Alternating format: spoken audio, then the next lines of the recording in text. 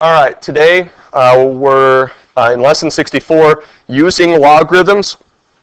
And what I like about this lesson is that you see and have seen some of these types of questions show up on your evaluate tests, which I'm not normally able to really help you. Sometimes I give you some hints or whatever. I might put something on the board. Maybe I go a step beyond really where I should, but in any case, what I like about this is that finally I get to teach the lesson that you guys kind of have seen some stuff about, and so hopefully we'll continue to do better and better on some of those quizzes and exams. Logarithms. This is something that can seem intimidating. It's not as hard as it looks. Okay, this is the type of thing that if you've taken the ACT test, you looked at and maybe your brain fizzled a little bit and you're like, there's no way I know how to do this. I've never even seen something that looks like this. I'm going to get this question wrong. And after you learn it, you will be amazed at how easy they are to solve. Okay? But it's mainly getting your brain to work in these terms. So a logarithm is the exponent that is applied to a specific base to obtain a given value. Every exponential equation has a logarithm form and vice versa, which means every exponential equation has a logarithm form and every logarithm equation has an exponential form, and we can solve exponential equations. Okay, we have solved exponential equations, which means this is that all we really need to do is change the logarithm form into an exponential form that I can solve. Okay, and so that's mainly what we're working with today, is taking the logarithm form of an equation and converting it to an exponential form, and they might ask me to take an exponential equation and convert it into a logarithm form. Okay, this is how we do that. Okay, this is an exponential equation. A number to an exponent equals a number. The logarithm form of the equation is log with a base represented by b times a number, or to a number, equals a number, where b is greater than 0. Okay, our base is always going to be greater than 0, but not equal to 1. Okay? So what you need to notice that happens here is that all I'm doing is moving numbers around. Okay, that's all that's happening whenever I go from an exponential equation to a logarithm equation and back again. All right, if I have an exponential equation, the x, or the exponent, moves to the other side of the equation. Okay, the a, or the answer, becomes the number to the log, and the number that is being taken to the exponent drops and becomes the base of that log. We are just moving things, okay? And vice versa. So let's say I have log b to the a equals x, and I want the exponential form. What happens is that b comes up, a and x switch places, okay? So I get b to the x equals a. Now I've done that. Let me kind of get a register for the class. How many of you understand what we've done there? We haven't done any math. All we've done is move things. Okay? All right? Your book doesn't really give you a whole lot of other stuff to do with this. Okay? So we're going to jump right into some questions. All right, and let's see, we want lesson 64.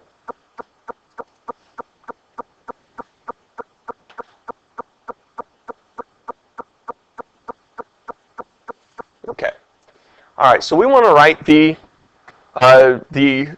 exponential question in logarithm form. So I'm going to do this first one for you. What I want you to notice first is that this number is going to drop, and these two numbers are going to switch places. So the first thing I'm going to do, if I'm going to write the log form, is write the word log. And the 2 drops down, the 8 moves here, the 2 goes to the other side. And if I want to take that back, the 2 comes up, the 8 and the 2 switch places. Okay, so what I see here is, oh, I messed something up here. I got 2 2s. All right, that 3 comes over, so I should have a 3 here. I'm sorry. Messed that up for you. Okay? So I should get B as an answer for this question.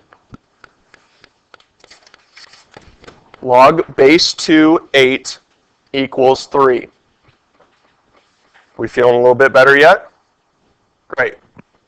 Okay, now let's take the log form and turn it into an exponential form. And what I want you to keep in mind is as I've done these two, I'm going to start asking you guys to do more and more of them.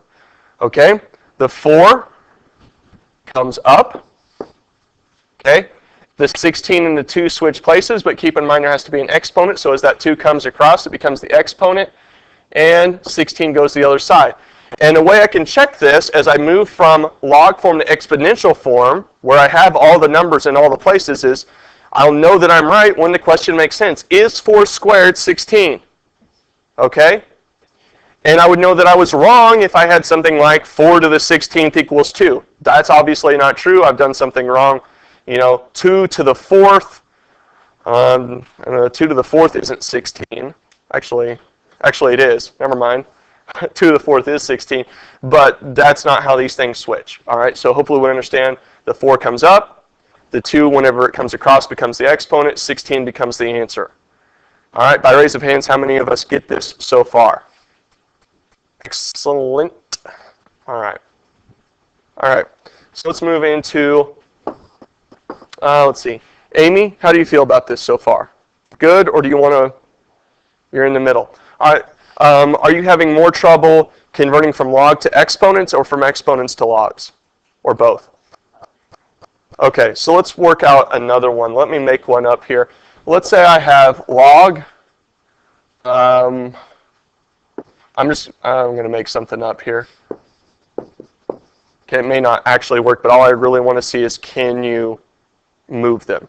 Okay? So if I want to switch this over to exponential form, what happens to the 1? It moves up. So instead of being this subscript number, it becomes just a regular old whole number. Okay? What happens to the 2 and the 3? I switch them. So what does the 3 become? No, the 3 doesn't turn into a 2. The 3 goes where? Okay, it becomes an exponent, and a 2 comes across and becomes the answer. Now, I know 1 to the 3rd doesn't equal 2, but I'm just wanting to see how things move. So, up, this on this side becomes the exponent, 2 becomes the answer. All right, now let's go the other way. All right, let's pick something that actually makes sense. Let's do 2 to the 3rd equals 8. Now we're going to do the opposite. So instead of the 2 coming up, the 2 is going to go down. Okay, so we're going to write log, and the 2 comes down. Okay? So what do I put as my answer? What's on the other side of the equal sign? No, 8's already there. No, 2's already here. Okay, so we kind of did a process of elimination there. All right, 8 is going to go there. All right, now let's do this back in reverse. Where does the 2 go if I want to put this in exponential form? Up. What's the exponent? No, the 8 and the 3 have to switch across the equal sign. So 3, and my answer is 8. You want to try another one? No? Okay. Do you get it any more than you did? Okay. All right, so let's go from here. We have a wildlife biologist in Nova Scotia is testing the pH of stream water. She hopes that the pH of the water is greater than 5.5, so the Atlantic salmon will be able to reproduce in the stream this year. Hydrogen ion concentration, it gives you a whole bunch of information. To the nearest tenth, what is the pH of this? Basically, we want to look at this equation and plug in things as we go. Okay. So pH equals negative log. So we're going to write our negative log.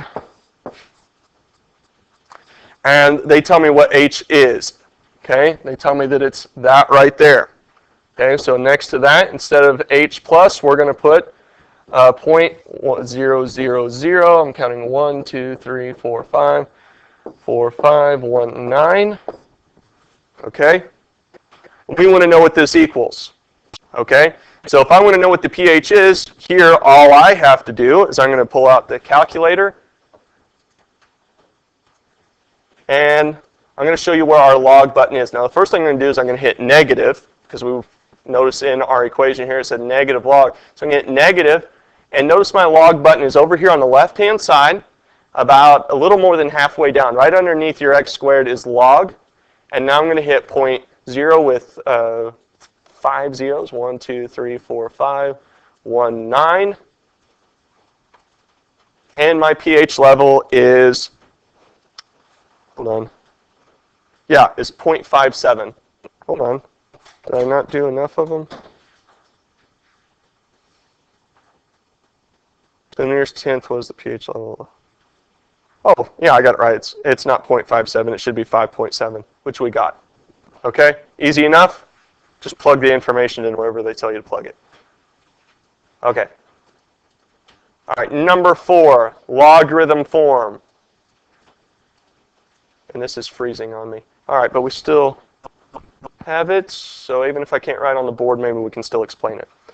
Okay, the logarithm form of 4 cubed equals 64. So what's the first thing I want to write if I'm going to put something in log form? Log. Okay, I don't know if this will, oh, now we're freaking out. All right, the first thing we want to write is log. Okay? Joule. What is going to be the base number of that log? What's going to go here, down there? No? Okay, remember, if it's log, let's say A, B equals C, or, you know, that,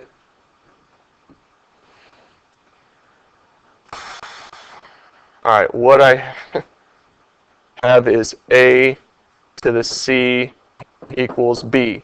So this number is going to come down as the base of that log. Okay, so what is in the A position in my exponential? 4. So log base 4. What is this number here then? 64 equals 3. Okay, are we getting better at it yet? Hopefully. One number only goes up and down. Okay? That first number will go up and down out of exponential and log form. The others switch. Okay? So our rules are pretty basic. We should get A for our answer there.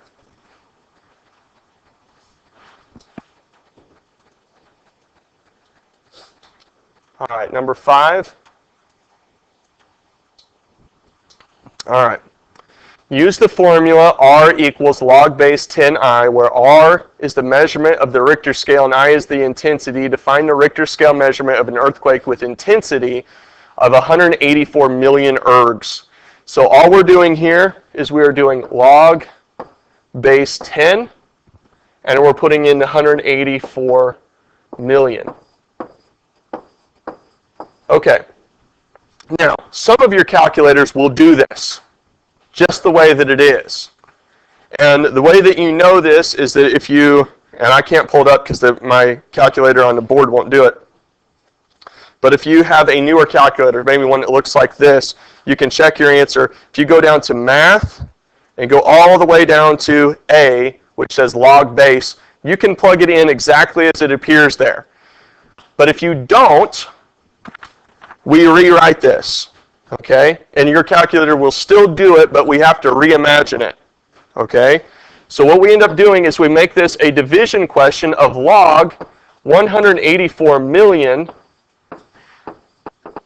over or divided by log 10, where 10 is no longer the base. And what this does is it makes both bases base 10, because all numbers that we work with on a normal basis are in log base 10.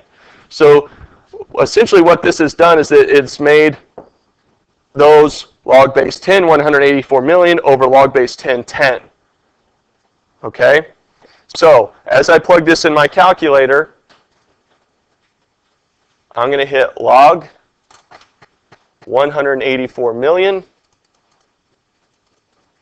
divided by log 10. And I get 8.2648. All right, so let's look at that again, just so that if you ever see that, you're going to take the log of this number over the log of your base. So if that had been log 184, let's say it had been log base 6, 184 million, I would have done log 184 million divided by log 6. Do you follow me? Okay.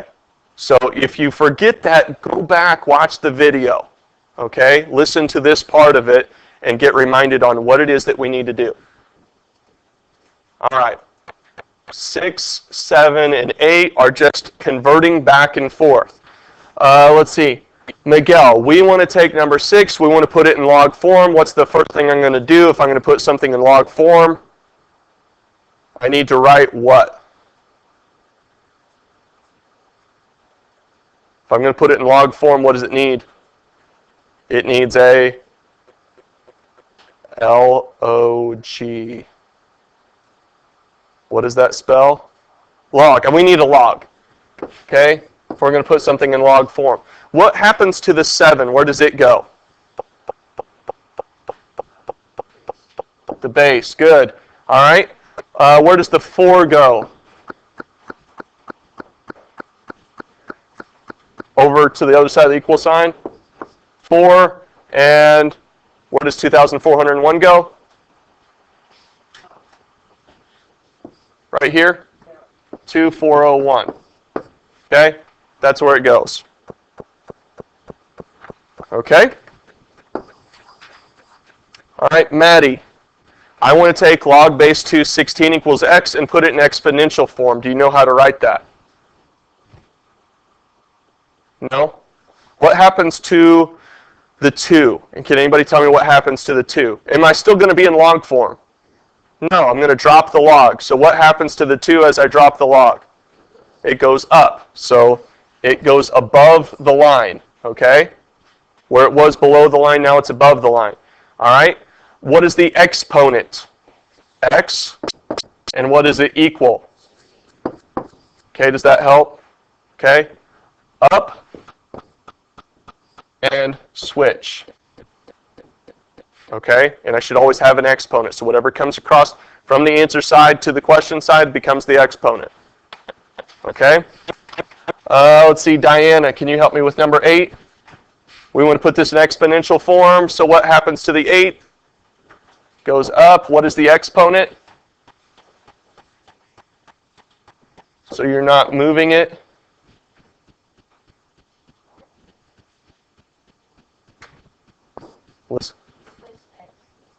All right, so what's the exponent? X, because we switch. And what does it equal? 64. Could we solve for x in that equation? Yeah, it would be 2, right? We would say x equals 2, because x squared equals 64. Okay? All right, that's all the questions that I have. Go back if you need to. I'll get this out to you as soon as I can. It'll probably be out to you before you leave. Okay? Your homework and everything is already up. Just check.